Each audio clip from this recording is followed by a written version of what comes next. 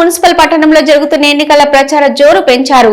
12వ ward BRS అభ్యర్థి మోర్లాల సునీత రమణారెడ్డి వార్డులోని ప్రధాన సమస్యలపై గత హయాంలోనే 1.20 లక్షలతో సీసీ రోడ్లు, డ్రైనేజీలు, ఇతర అభివృద్ధి పనులు చేశామని, చేయాల్సిన పనులు ఇంకా కొన్ని మిగిలి ఉన్నాయని, వార్డు అభివృద్ధి కోసం మరొకసారి అవకాశం ఇచ్చి గెలిపించాలని ఓటర్లను కోరారు. సునీత రమణారెడ్డి కాంగ్రెస్ ప్రభుత్వం వచ్చిన 2 ఏళ్లలో 12 వార్డుల్లో ₹1 అభివృద్ధి పనులకు నోచుకోలేదని ఆరోపించారు. ప్రజల ఆశీర్వాదంతో తాము గెలిచిన వెంటనే మన్యవాడను దత్తత తీసుకుంటానని అన్నారు.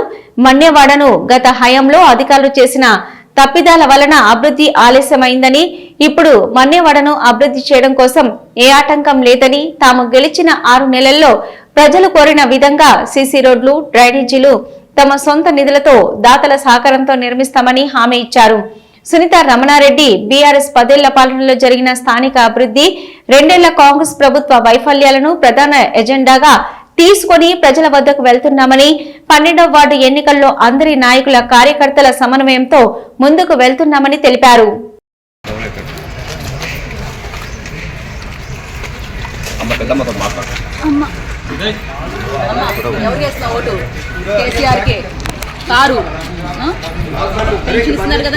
₹200 పెన్షన్ ఎంత అయింది? ₹2000 అయింది. కాబట్టి కారు గుర్తుకే మన ఓటు వేయాలి.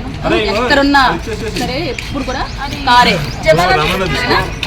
కారుకే వేయాలి.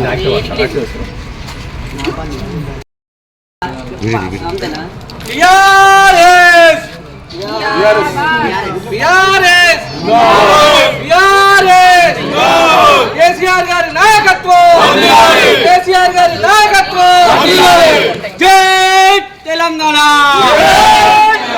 జై తెలంగాణ, జై కేసీఆర్, జై కేసీఆర్. కార్ గుర్తుకే, కార్ గుర్తుకే, కార్ గుర్తుకే.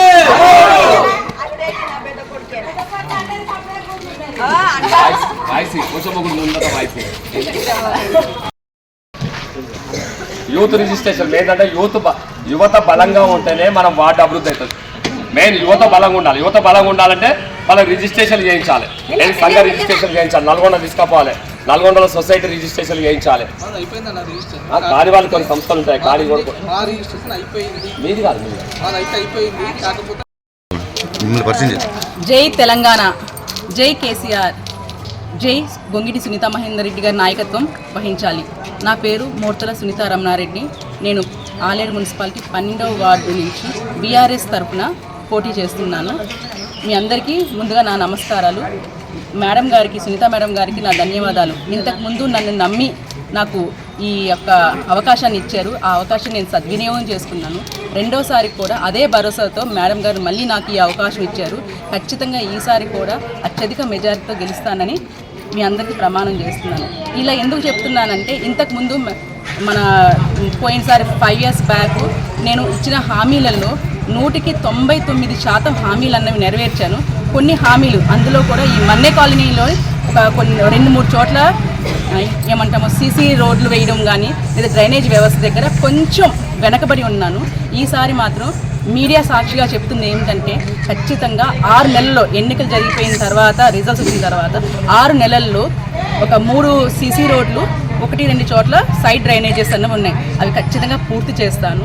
ప్లస్ ఇక్కడ కావాల్సిన ఈ కాలనీని అన్నది దత్తత తీసుకొని ఈ కాలనీ యొక్క అభివృద్ధికి నేను ఎప్పుడు సహకరిస్తూనే ఉంటాను.